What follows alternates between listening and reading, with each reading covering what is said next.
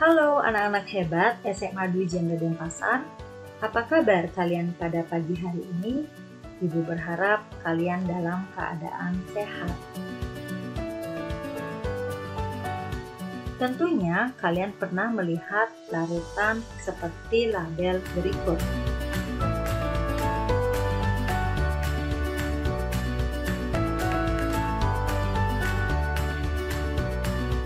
Berapakah konsentrasi larutan-larutan di atas?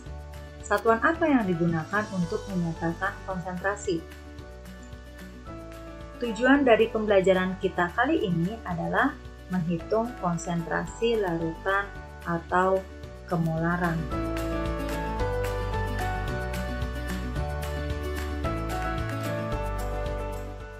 Kemolaran atau molaritas menyatakan konsentrasi atau kepekatan dari suatu larutan yang menggambarkan jumlah mol zat terlarut dalam setiap liter larutan. Kemolaran atau molaritas diberi notasi M besar dengan satuan mol per liter. Jika larutan HNO3 memiliki konsentrasi 1 molar, berarti jumlah asam nitrat dalam 1 liter larutan asam nitrat tersebut adalah 1 mol. Baik, dapat disimpulkan bahwa kemolaran merupakan jumlah mol zat terlarut dalam setiap liter larutan. Dapat dirumuskan M sama dengan N per V. Jadi N adalah mol dan V adalah milmol. Tentu kalian masih ingat hubungan antara mol dengan massa.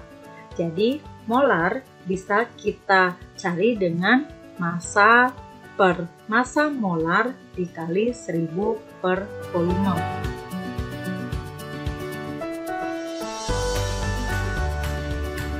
Untuk lebih jelasnya, mari kita lihat contoh soal berikut. Natrium hidroksida atau NaOH merupakan satu di antara beberapa zat kimia yang digunakan untuk membuat sabun, deterjen, dan kertas. Jika 2 gram NaOH dengan MR40 dilarutkan dalam air hingga 250 ml, tentukan kemolaran larutan tersebut. Jadi, yang pertama yang harus kita buat adalah apa yang diketahui. Jadi diketahui massa NaOH adalah 2 gram, MR NaOH adalah 40, volume larutan adalah 250 ml, itu kita konversi ke 0,25 liter. Nah, yang ditanya adalah konsentrasi NaOH.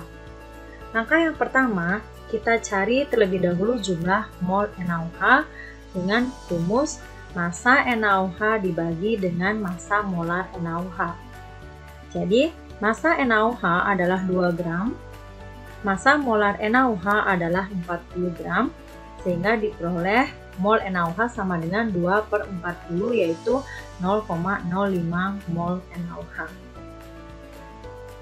Kemudian, setelah diketahui mol dari NaOH, maka bisa kita hitung molar dari NaOH dengan rumus N per V atau mol dibagi dengan volume.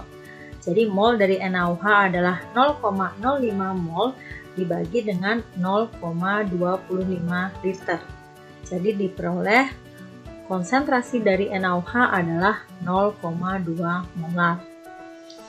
Kita juga bisa menggunakan rumus langsung, yaitu dengan menghitung molar NaOH sama dengan massa NaOH dibagi dengan MR NaOH dikali 1000 per volume, yaitu 2 per 40 kali 1000 per 250 ml, yaitu diperoleh 0,2.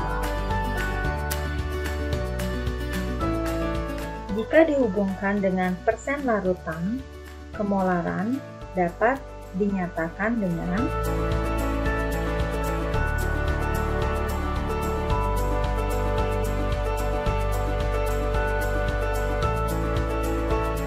molar sama dengan V per 100 dikali Rho dikali V per massa molar dikali 1000 per V. Atau bisa disederhanakan dengan rumus M sama dengan 10 dikali Rho dikali V per massa molar, di mana M adalah kemolaran, P adalah persen larutan, V adalah volume larutan, Mr adalah massa molekul relatif atau massa molar, dan Rho adalah massa jenis larutan. Untuk lebih jelasnya, mari kita simak contoh soal berikut. Hitunglah kemolaran larutan asam sulfat pekat jika asam sulfat yang tersedia memiliki kadar 98% dan massa jenis 1,8 gram per mililiter. Jadi kita tulis terlebih dahulu diketahui kadar H2SO4 adalah 98%, massa jenis dari larutan adalah 1,8 gram per mililiter. Jadi yang ditanya adalah konsentrasi dari asam sulfat. Dijawab, kemudian kita tuliskan rumusnya. Jadi M sama dengan 10 dikali Rho dikali V per massa molar, di mana M sama dengan 10 dikali Rho-nya adalah 1,8 gram per mililiter, P-nya adalah 98, dan massa molarnya adalah 98 gram per mol. Jadi diperoleh konsentrasi dari H2SO4 adalah 18 molar.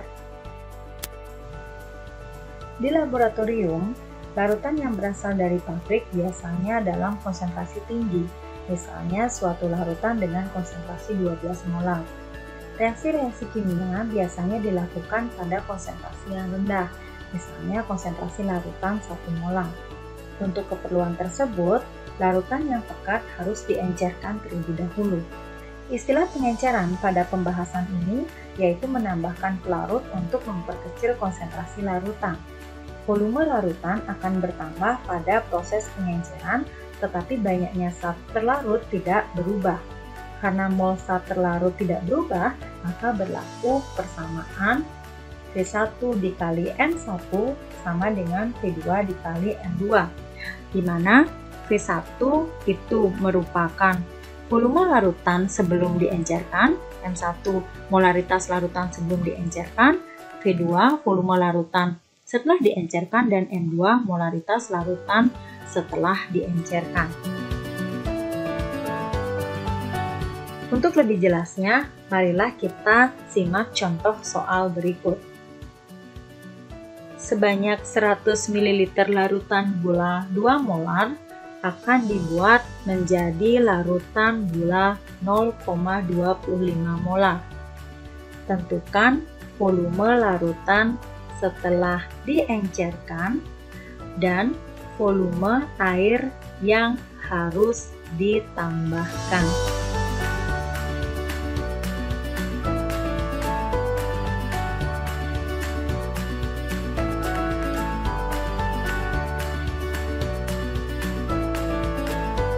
Jadi, dari soal tersebut, itu ditulis larutan gula 2 molar akan dijadikan 0,25 molar.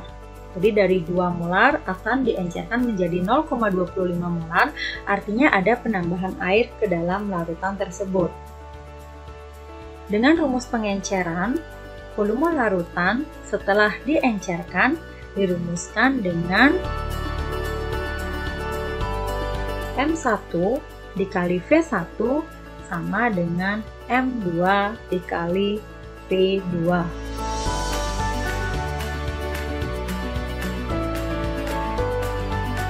Di mana nilai dari M1 itu adalah 2 molar dikali V1 100 ml sama dengan molaritas setelah diencerkan 0,25 molar dikali V2.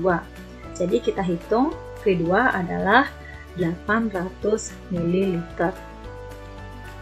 Nah, ini artinya V2 800 ml tersebut, yaitu volume total dari larutan adalah 800 ml.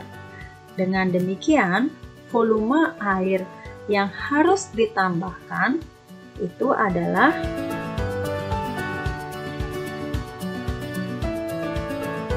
800 ml dikurangi 100 ml. Itu kita tambahkan air sebanyak 700 ml.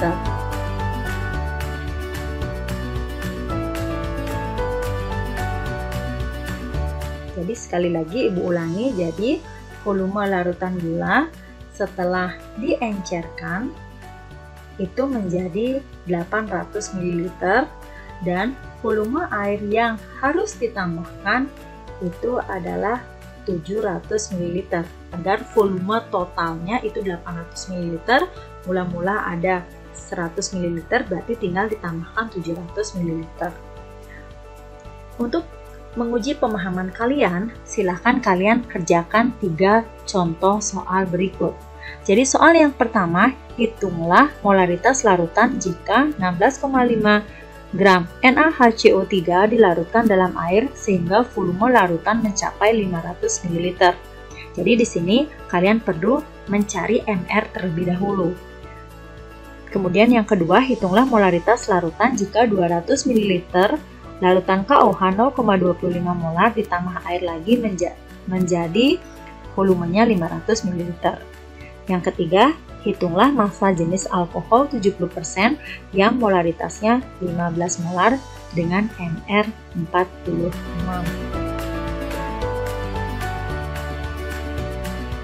Jadi silakan soalnya bisa dicatat dan dikerjakan. Selamat mengerjakan tugas, jaga kesehatan, tetap di rumah, dan apabila terpaksa keluar rumah, jangan lupa gunakan masker.